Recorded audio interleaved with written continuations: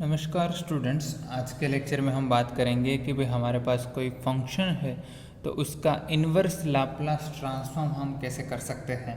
Okay, so let's से हमारे पास कोई फंक्शन गिवन है, वो है F of S and we need to transform it back to our time domain analysis from the frequency domain. It means we are interested to find out the value of F of T.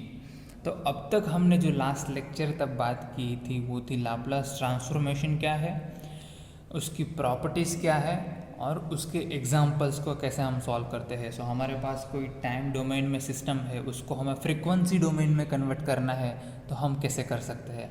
लेकिन एक बार हमने solution उसका frequency domain में find कर लिया, बाद में फिर से उसको टाइम डोमेन में अगर हमें कन्वर्ट करना है सो उसके लिए हमें क्या करना पड़ेगा, we have to take the inverse Laplace transformation. तो वही हम आज के लेक्चर में करेंगे कि भाई हमारे फ्रीक्वेंसी डोमेन में से टाइम डोमेन में फिर से कैसे जाएंगे।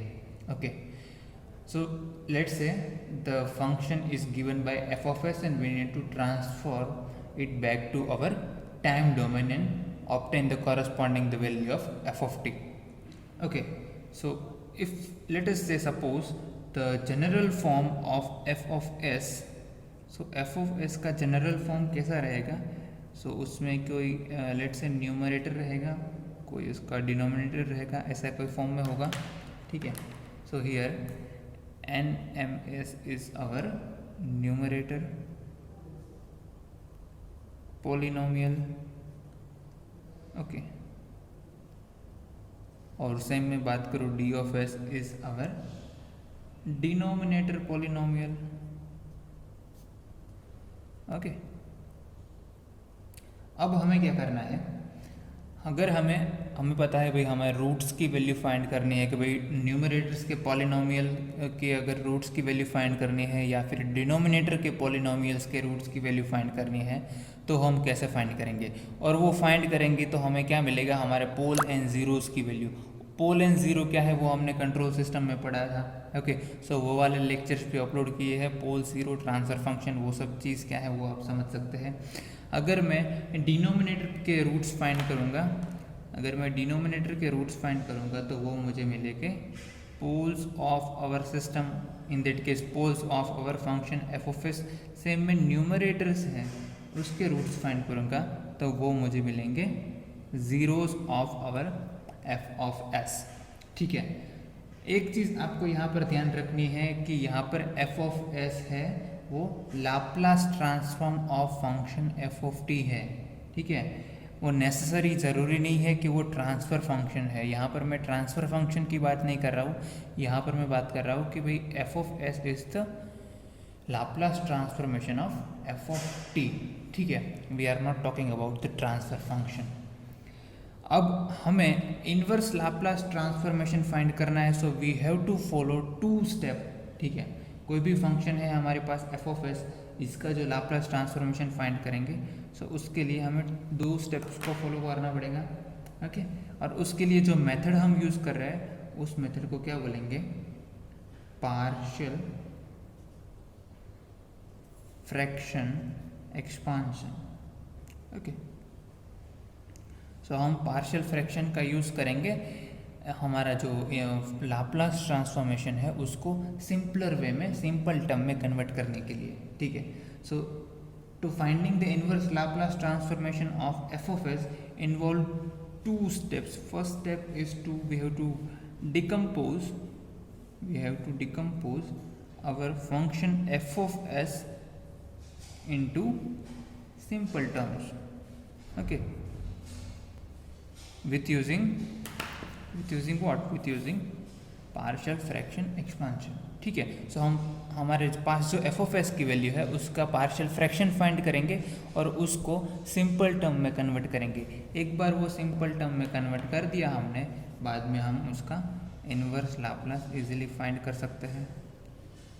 Okay, so at the end of this lecture I am going to solve one example also, so आपको पता चलेगा कि हम उसको कैसे यूज़ कर सकते हैं। ठीक है, सो कौन से स्टेप, फर्स्ट स्टेप हमें क्या करना है, पार्शियल फ्रैक्शन फाइंड करना है और उसके बाद इनवर्स लाप्लास फाइंड करेंगे फॉर ईच टर्म। ओके, अब क्या रहेगा, जब हमारे पास एफ ऑफ एस की वैल्यू है, so there are 3 possible form of F of S. Okay, so there will be 3 possible forms of F of S. और उस केस और तीनों केस में पार्शियल फ्रैक्शन थोड़ी अलग तरीके से होगा. वो किस तरीके से होगा वो हम इस लेक्चर में बात करेंगे. सो कौन से 3 पॉसिबल फॉर्म्स हो गए. सबसे पहला फॉर्म कि भाई हमारे पास जो एफ ऑफ एस की वैल्यू है उसमें सिंपल पोल्स हो गए. सिंपल पोल्स इसका मतलब क्या हुआ कि हमारा जो एफ ऑफ एस है वो कुछ ऐसा दिखेगा. भाई न्यूमरेटर में ठीक है, लेकिन डिनोमिनेटर पे हमारे पास पोल है, वो क्या है, simple poles. It means they are having real negative values. Okay, it can be positive values also, but real value रहेगी. ठीक है, सो ऐसा कुछ रहेगा हमारा value of F of S. It has only simple poles. Okay, so अगर हमें poles की वैल्यू फाइंड करनी है, सो वो पोल्स की वैल्यू इसको इक्वल टू 0 कर देंगे तो हमें क्या मिलेगा, पोल्स की वैल्यू. सो एस की वैल्यू मिलेगी -P1 -P2 and so on up to Pn.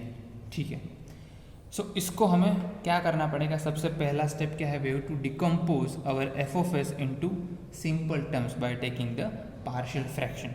ठीक है, सो इसका पार्शियल फ्रैक्शन फाइंड करेंगे तो हमें मिलेगा some constant k1 divided by s plus p1 plus some constant k2 divided by s plus p2 and so on up to constant kn divided by s plus pn. ठीक है, ऐसा कुछ form मिलेगा. here the expansion coefficient k1 k2 k3 up to kn are called residues of f of s. okay, so these are known as residues of f of s. Now there are so many ways to finding the value of this k1 k2 and kn. One of the method that we are going to use is residue method. ठीक है, सो इस residue method को use करके हम इस coefficient k1 k2 k3 up to kn की value find करेंगे. So residue method क्या कहती है कि भाई हमारे पास ये वाला टर्म है, सो इसको अगर मुझे k1 की वैल्यू यहाँ सबसे पहले निकालनी है.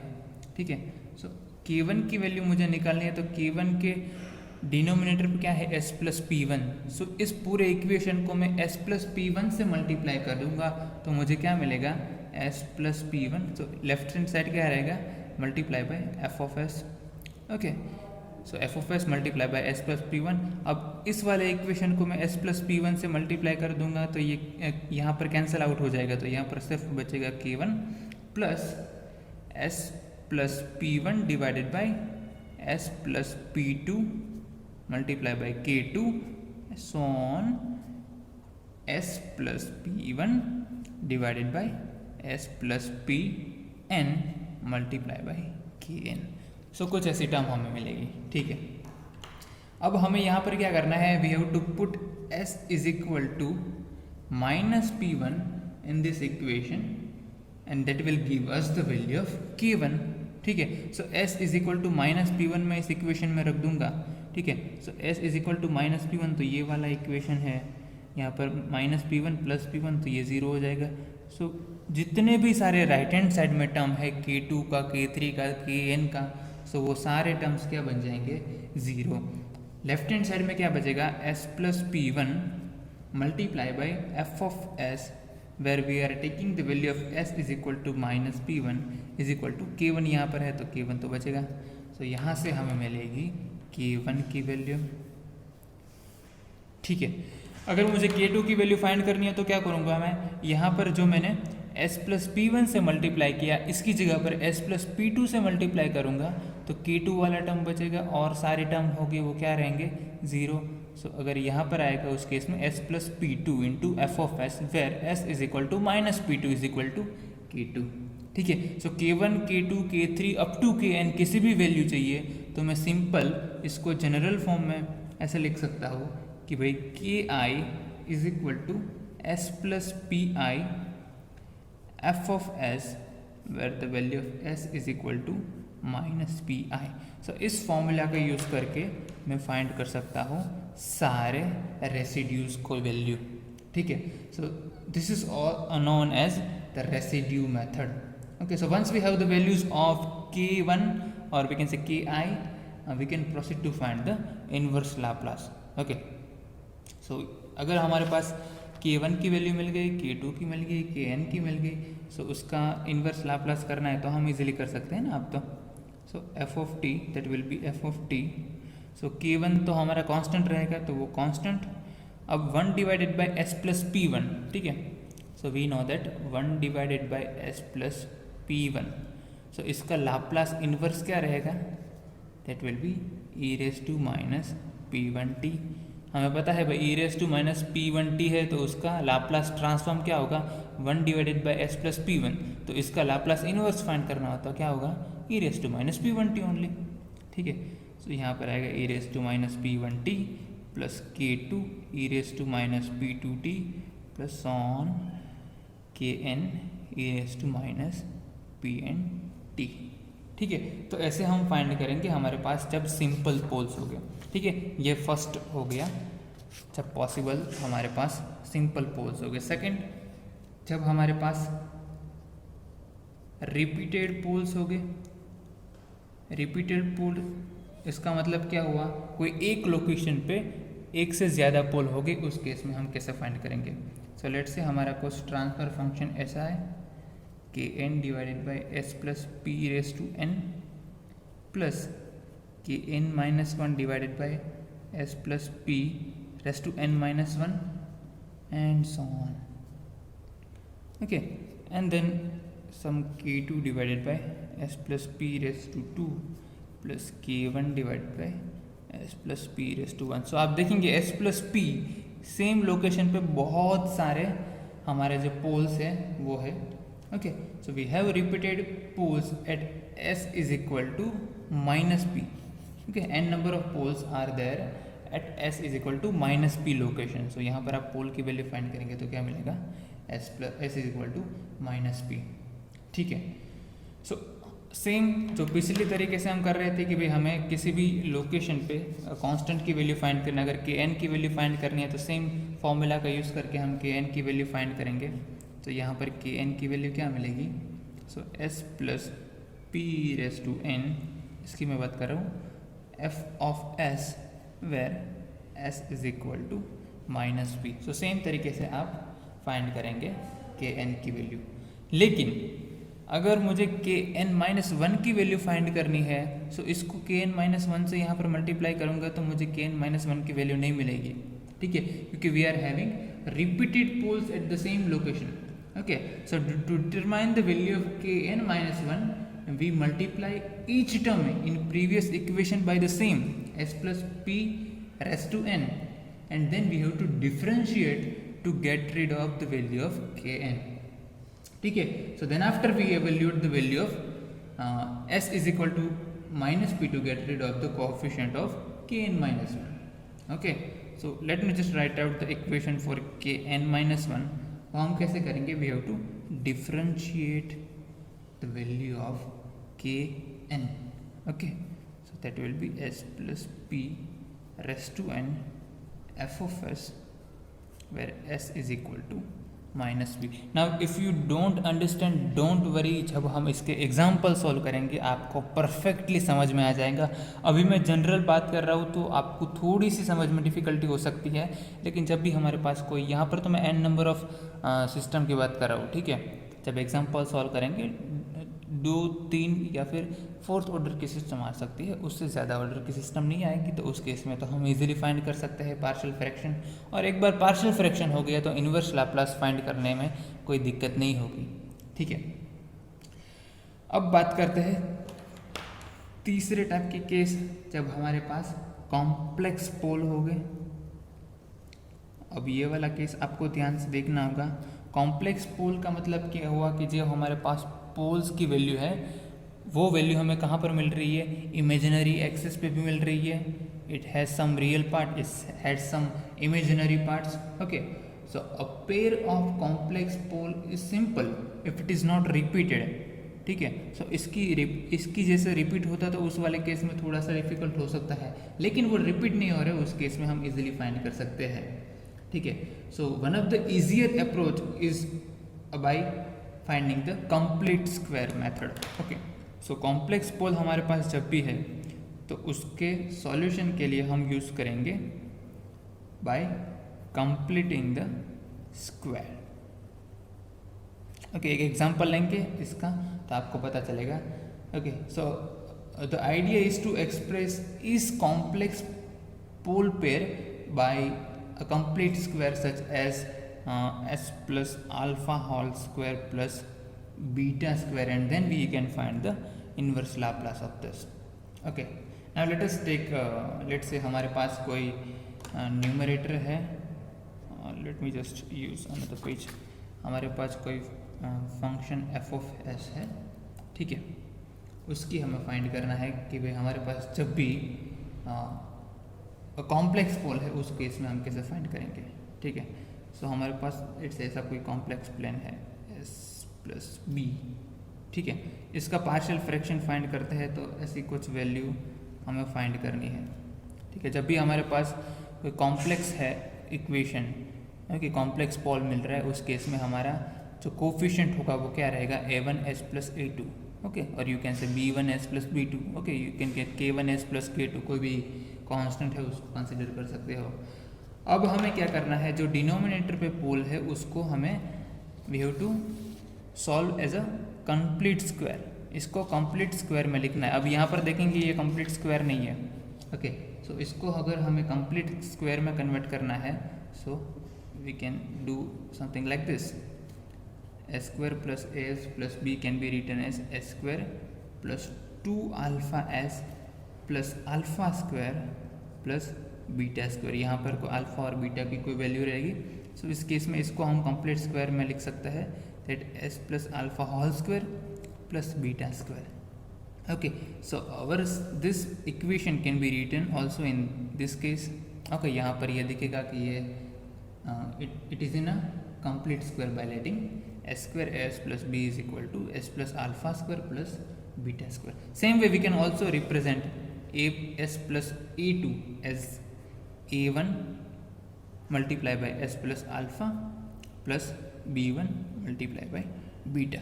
सो इसको भी ऐसे रिप्रेजेंट कर सकते हैं। एक बार रिप्रेजेंट हमने कर लिया, बाद में इजीली हम फाइंड कर सकते हैं कि भाई f of s is nothing but a1 s plus alpha divided by s plus alpha square plus beta square, ठीक है। यहाँ पर डिनोमिनेटर पर यही आएगा plus b1 beta divided by same s plus alpha square plus beta square, ठीक है। अब a1 तो कांस्टेंट है, तो अब इसका लाप्लास ट्रांसफॉर्म हम फाइंड करेंगे, इनवर्स लाप्लास, ठीक है। सो f ऑफ s का होगा f of t, a1 constant है तो उसको बाहर निकाल लेंगे। अब s plus alpha divided by s plus alpha square plus beta square, ठीक है। तो ये इसका हमें पता है कि लाप्लास ट्रांसफॉर्मेशन क्या होगा, e raise to minus alpha T, और यहाँ पे s वाली टर्म है, इसका मतलब यहाँ पर आएगा कॉस ऑफ बीटा टी, ठीक है। सेम बीटा वन कांस्टेंट है, यहाँ पर देखेंगे भाई ये वाली टर्म है, ठीक है। s प्लस ए था तो यहाँ पर साइन ऑफ ए टी आ रहा था, ठीक है। यहाँ पर क्या आएगा, e raise to minus alpha T sine of beta T, ठीक है। तो ये रहेगा inverse Laplace transformation of this. Okay, यहाँ पर अल्फा और बीटा की वैल्यू हमें फाइंड करनी पड़ेगी। यहाँ पर हमने कॉमन लिया है s square plus A S plus B, let say आपके पास इक्वेशन होगा s प्लस 3s प्लस 6, ठीक है।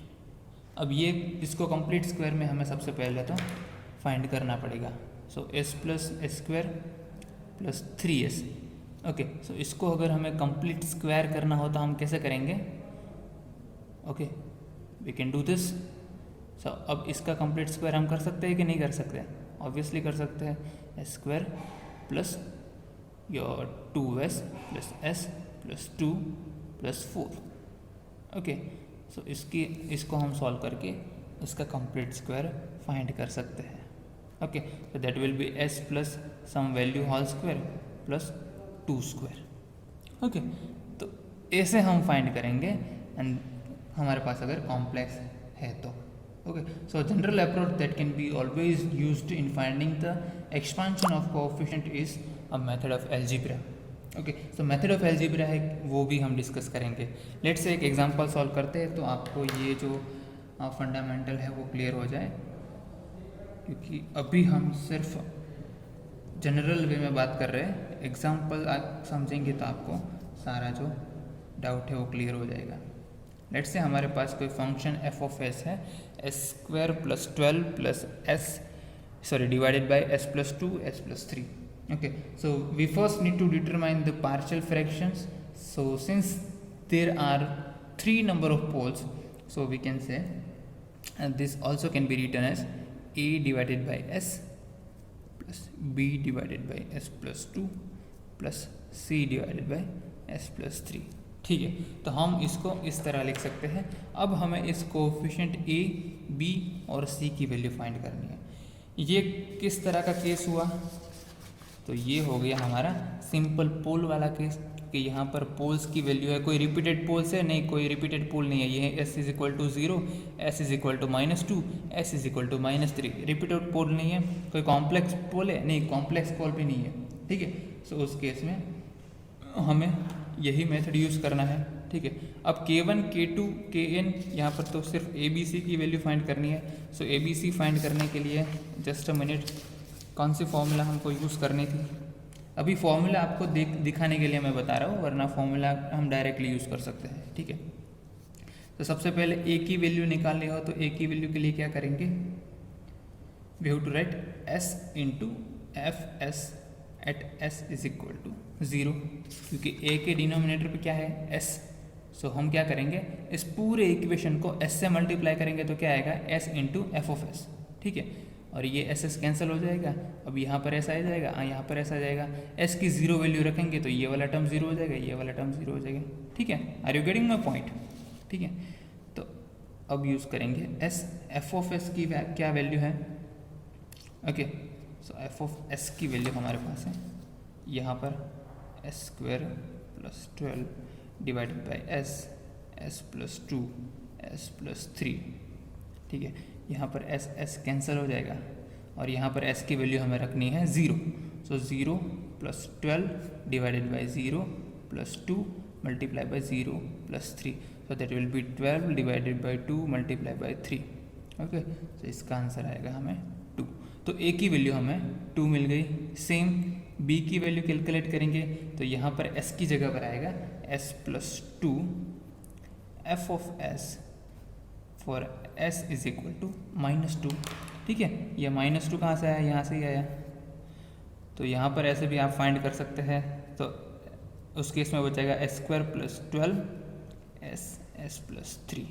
ठीक है, तो ये वाला इक्वेशन में s की वैल्यू रख दो -2, तो ये बचेगा -2 whole square, that will be 4 plus 12 -2 and -2 plus 3, this is 1। Okay, तो इसको सॉल्व करेंगे तो आपको मिलेगा -8। Same c is equal to क्या मिलेगा, s plus 3 F of s where s is equal to -3। Same equation में वैल्यू पुट करेंगे तो आपको c की वैल्यू 7 मिलेगी। सो ये वाला इक्वेशन को अब मैं लिख सकता हूँ, that is 2/s plus -8 by s plus 2 plus 7 divided by s plus 3। ठीक है, अब इसका इन्वर्स लाप्लास मुझे करना है तो मैं कर सकता हूँ। यस, इजीली कर सकता हूँ ना। अब तो मैं कैसे करूँगा, अब मुझे पता है 2/s is a unit step function. Unit step function का इन्वर्स लाप्लास क्या रहेगा, 2 कांस्टेंट यहाँ पर आएगा u ऑफ t। ठीक है, यहाँ पर -8 common, 1 divided by s plus 2, 1 divided by s plus 2 का इन्वर्स लाप्लास क्या होगा, e raise to -2t plus 7 constant 1 divided by s plus 3, इसके रहेगा e raise to -3t where t is greater than और इक्वल टू 0। तो ये आएगा इसका इन्वर्स लाप्लास। तो यही प्रोसीजर को हमें फॉलो करना है। हमारे पास कोई भी फंक्शन हो और इसका इन्वर्स लाप्लास फाइंड करना हो, सबसे पहले क्या करेंगे, पार्शियल फ्रैक्शन फाइंड करेंगे। एक बार पार्शियल फ्रैक्शन फाइंड कर लिया, फिर उसका इन्वर्स लाप्लास फाइंड कर लेंगे। एक दूसरी मेथड है जो कि है एल्जिब्रिक मेथड, जिसकी मदद से हम फाइंड कर सकते हैं फ्रैक्शन को। इसका मतलब 2 -8 7 वैल्यू जो यहाँ पर फाइंड की है वो एल्जिब्रिक मेथड से भी फाइंड कर सकते हैं। उसमें हम क्या करते हैं, एल्जिब्रिक मेथड में हम उसके जो कोएफिशिएंट है दोनों साइड को उसको कंपेयर करते हैं, और उसको कंपेयर करने के बाद जो इक्वेशंस हमें मिलते हैं उसको अगर सॉल्व करेंगे तो हमें मिलेंगे ए, बी और सी की वैल्यू। तो एक एग्जांपल उसका भी लेंगे फ्यूचर में जब हम और एग्जांपल सॉल्व करेंगे लाप्लास ट्रांसफॉर्मेशन के तब, तो एल्जेब्रिक मेथड से भी सॉल्व करेंगे, ठीक है। ऑल्दो मैंने कंट्रोल सिस्टम के हमारे जो लेक्चर्स थे उसमें एल्जेब्रिक मेथड से ही आपको पार्शियल फ्रैक्शन करना सिखाया है, ओके। सो इसी तरीके से हम फाइंड कर सकते हैं इन्वर्स लाप्लास को। अब हम नेटवर्क, हमारा जो इलेक्ट्रिकल नेटवर्क है उसमें इन्वर्स लाप्लास और लाप्लास ट्रांसफॉर्मेशन को कैसे इम्प्लीमेंट कर सकते हैं, जैसे कि हमारा जो सॉल्यूशन था जो सीरीज RLC सर्किट, ठीक है। So first order differential equation और सेकंड ऑर्डर डिफरेंशियल इक्वेशन हमें मिल रहे थे। उस वाले केस में उसका जो हमें सॉल्यूशन फाइंड करना हो तो लाप्लास ट्रांसफॉर्मेशन को यूज़ करके हम इजीली कैसे फाइंड कर सकते हैं, ठीक है। सो नेक्स्ट टाइम मिलेंगे तो उसके बारे में बात करेंगे, okay. So this is all about today's lecture. Thank you so much, see you guys next.